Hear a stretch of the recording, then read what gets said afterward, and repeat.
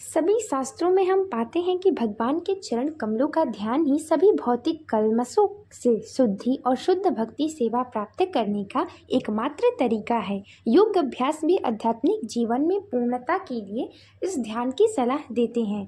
इसीलिए हम सभी शास्त्रों में भगवान के चरण कमलों की अपार महिमा पाते हैं।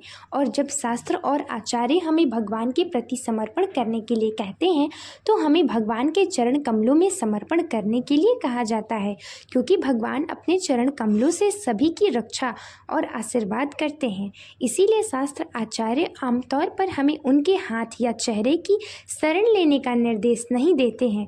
मनुष्यों के मामले में लोग आमतौर पर दूसरों को लात मारने या पटकने के लिए अपने पैरों का उपयोग करते हैं, जबकि भगवान के चरण कमलों को इस दुनिया में सभी परेशानियों से बचाने के लिए एकमात्र स्थान के रूप में महिमा मंडित किया जाता है।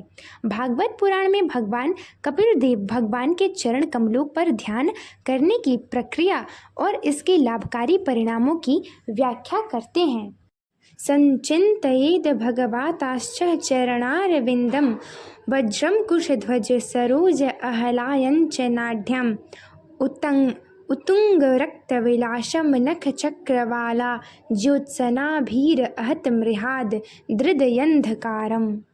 भक्त को सर्वप्रथम भगवान के चरण कमलों पर अपना ध्यान केंद्रित करना चाहिए, जो वज्र, अंकुश, पताका तथा कमल चिन्हों से सुशोभित होते हैं।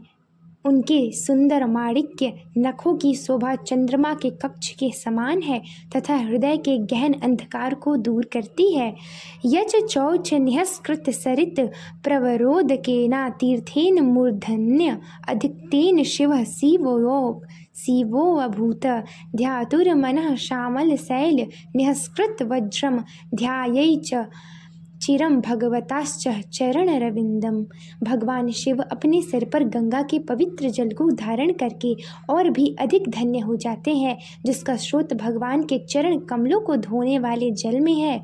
भगवान के चरण ध्यान करने वाले भक्त के मन में संग्रहित पाप के पर्वत को चकनाचूर करने के लिए फेंके गए वज्र की तरह कार्य करते हैं। इसीलिए व्यक्ति को लंबे समय तक भगवान के चरण कमलों का ध्यान करना चाहिए। इस भाष्य में श्रील प्रभुपाद भगवान के चरण कमलों के प्रभाव को कुछ इस प्रकार समझाते हैं। यदि कोई योगी भगवान के तलवे के चिन्हों तथा उनके नखों की प्रज्वलित चमक को देखता है तो वो भौतिक संसार में अज्ञान के अंधकार से मुक्त हो सकता है। यह मुक्ति मानसिक चिंतन से नहीं बल्कि भगवान के चमकदार नखों से निकलने वाले प्रकाश को देखने से प्राप्त होती है। इस श्लोक में महत्वपूर्ण बिंदु यह है कि बद्ध जीव का मन अनादिकाल से भौतिक ऊर्जा के साथ अपने संबंध के कारण भौतिक प्रकृति पर प्रभुत्व करने की इच्छाओं के रूप में गंदगी के ढेरों से भरा हुआ है। यह गंदगी एक पहाड़ की तरह है, लेकिन एक पहाड़ वज्र से टकराने पर चकनाचूर हो सकता है। भगवान के चरण कमलों का ध्यान योगी के मन के मैल के पहाड़ पर कि वज्र की तरह काम करता है।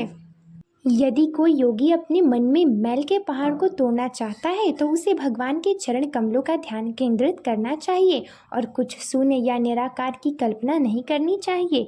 चूँकि मैल एक ठोस पहाड़ की तरह जमा हो गया है, इसीलिए व्यक्ति को काफ़ी लंबे समय तक भगवान के चरण कमलों का ध्यान करना चाहिए।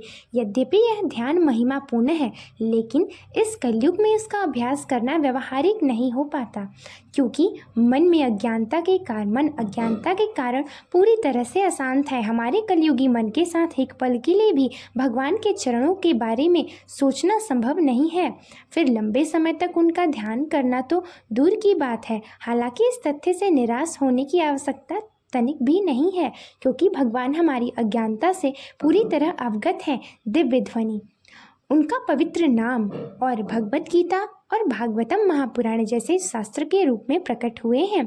इस ध्वनि का आश्रय लेना भगवान के चरण कमलों पर ध्यान करने जितना समान ही है। भगवान का नाम जप करना भी एक सरल माध्यम है उनके चरण कमलों की प्राप्ति करने हेतु।